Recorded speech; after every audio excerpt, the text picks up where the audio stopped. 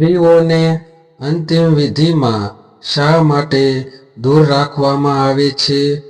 કારણ જાણીને આશ્ચર્યચકિત થઈ જશો. શું તમે ક્યારેય વિચાર્યું છે કે જ્યારે કોઈ અંતિમ વિધિ થાય છે ત્યારે મોટા ભાગે ફક્ત પુરુષો જ કેમ જોડાય છે? શા માટે સ્ત્રીઓને દૂર રહેવાનું કહેવામાં આવે છે?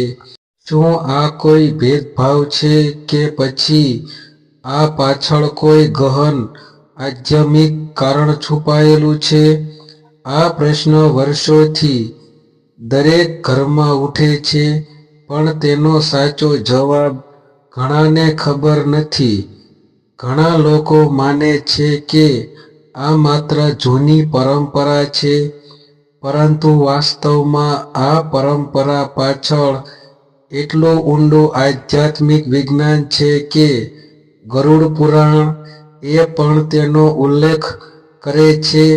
જ્યારે કોઈ જીવ પોતાની યાત્રા પૂર્ણ કરે છે, ત્યારે એ સમય માત્ર એક શરીરનો અંત નથી, પરંતુ એક આત્માની નવી શરૂઆત છે. આ ક્ષણ એવી છે જ્યાં પ્રકૃતિના 5 તત્વો પૃથ્વી, જળ, અગ્નિ, વાયુ અને આકાશ પોતાનું સમતોલ સંતુલન પાછું લે છે. આ પ્રક્રિયા અત્યંત સૂક્ષ્મ છે.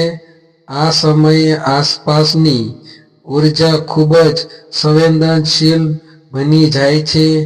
આ માટે જ દરેક ક્રિયા ખૂબ શાંતિથી, ધૈર્યથી અને નિયમપૂર્વક કરવી જરૂરી છે.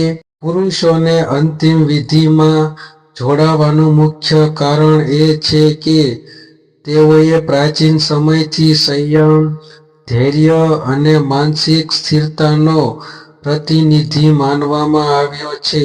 સ્ત્રીઓનું હૃદય ખૂબ કોમળ અને ભાવનાત્મક હોય છે. અંતિમ વિધિ દરમિયાન જ્યારે આત્મા હજી પોતાના આસપાસ હોય છે, ત્યારે અતિ ભાવનાત્મક સ્થિતિ એ આત્માની યાત્રામાં અડચણ બની શકે છે. ગરુડ પુરાણમાં લખ્યું છે કે જ્યારે આત્મા શરીર છોડે છે, ત્યારે તે આસપાસના જીવંત પ્રાણીઓની લાગણીઓ અનુભવે છે. એટલા માટે ત્યાં ઉપસ્થિત દરેક વ્યક્તિની મન સ્થિતિ આત્માની યાત્રાને અસર કરે છે. જો કોઈ અતિ રડતું હોય, તૂટતું હોય, તો આત્મા પોતાના માર્ગે જવા કરતાં પાછું વળી શકે છે. આથી જ શાસ્ત્રો કહે છે કે સ્ત્રીઓએ પોતાના ભાવનાત્મક આશીર્વાદથી આત્માને મોકલવું જોઈએ, પણ વિધિની જગ્યાએથી થોડી દૂર રહીને. આ પરંપરા કોઈ ભેદભાવ નથી. આ તો આત્માની શાંતિ અને ઊર્જાના સંતુલન માટેનો વૈદિક નિયમ છે. અંતિમ વિધિ એ માત્ર શરીરની વિદાય નથી, તે જીવનની સૌથી પવિત્ર વિધિઓમાંની એક છે. આ એ ક્ષણ છે જ્યાં માનવ શરીરનું પ્રાણ ત્યાગીને આત્મા પોતાના ધામે યાત્રા શરૂ કરે છે. આ યાત્રાને શાંતિપૂર્ણ બનાવવા માટે દરેક વિધિનું મહત્વ છે. ગરુડ પુરાણ કહે છે કે જ્યારે આત્મા શરીર છોડે છે, ત્યારે તે આસપાસના વાતાવરણની ઊર્જા અનુભવે છે. તે પ્રકાશ તરફ જવા ઈચ્છે છે, પરંતુ જો આસપાસના લોકો દુઃખમાં તૂટે, રડે કે ચીસો પાડે, તો આત્મા અટવાઈ શકે છે. આથી અંતિમ વિધિ દરમિયાન દરેક વ્યક્તિએ મનને શાંત રાખવું જરૂરી છે.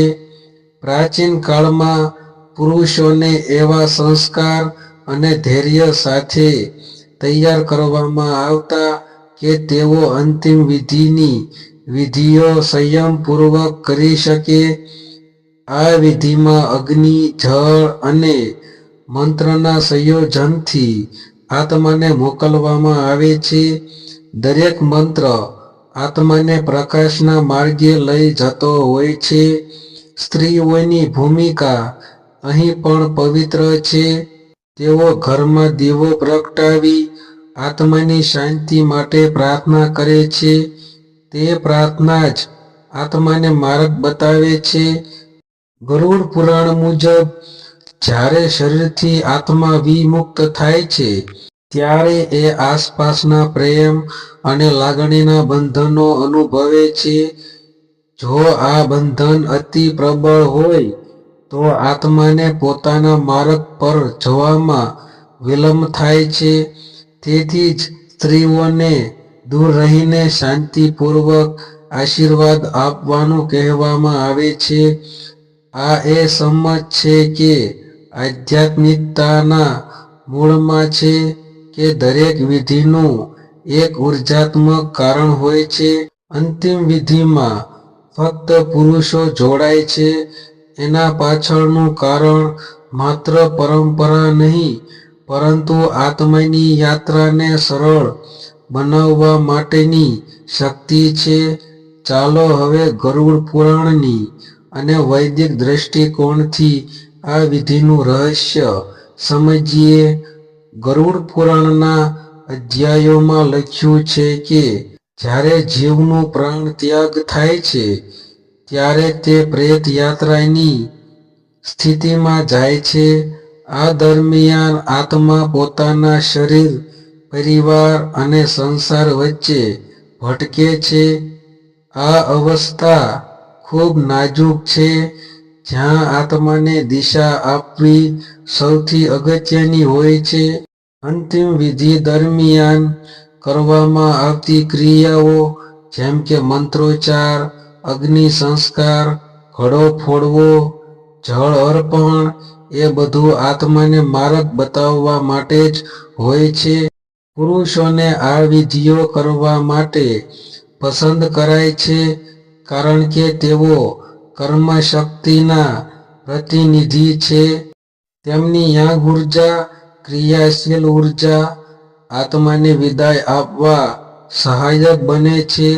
સ્ત્રીઓમાં યીન ઉર્જા, શાંતિશીલ શક્તિ હોય છે જે ઘરમાં દીવો, પ્રાર્થના અને આશીર્વાદ રૂપે પ્રગટે છે.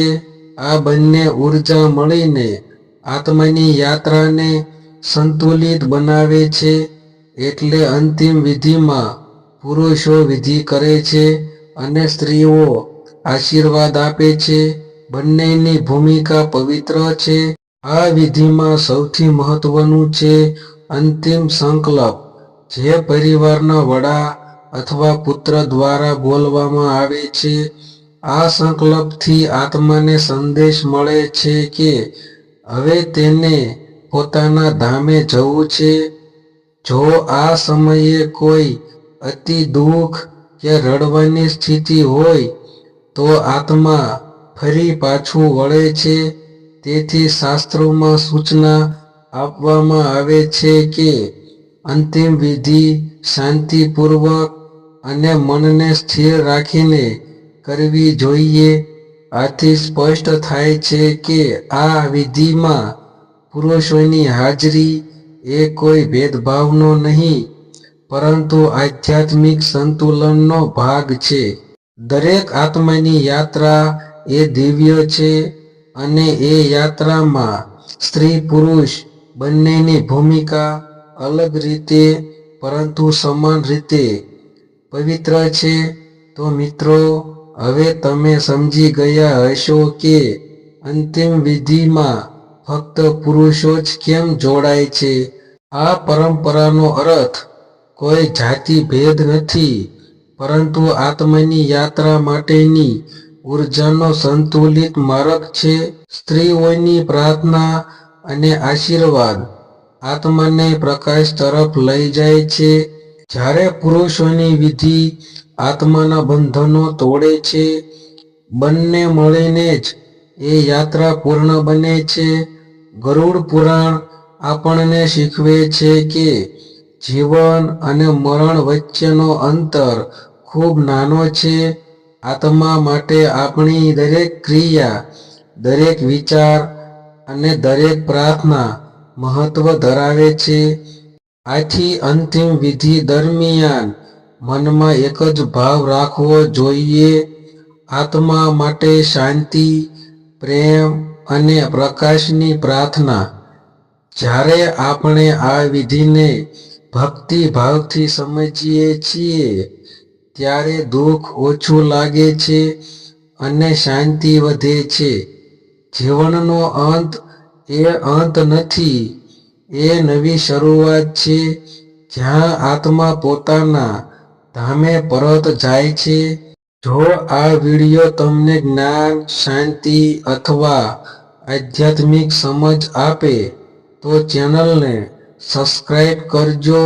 બેલ આઇકન દબાવી ધર્મ, ગરુડ પુરાણ અને આધ્યાત્મિક જ્ઞાનના એવા જ પવિત્ર વિડિયોઝ માટે જોડાયેલા રહો. અંતિમ વિધિ એ વિદાય નથી, એ આત્માની યાત્રાની શરૂઆત છે.